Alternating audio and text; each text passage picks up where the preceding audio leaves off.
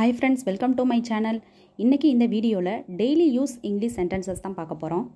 Stay away, விலகி இரு. Stay away, விலகி இரு.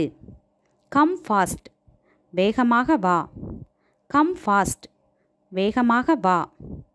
Stop there, அங்கேயே நிறுத்து. Stop there, அங்கேயே நிறுத்து. Me too, நானும். Me too, நானும். You too, நீங்களும். You too, நீங்களும். Stay here, இங்கேயே இரு. Stay here, இங்கேயே இரு. That's true, அது உண்மை. That's true, அது உண்மை.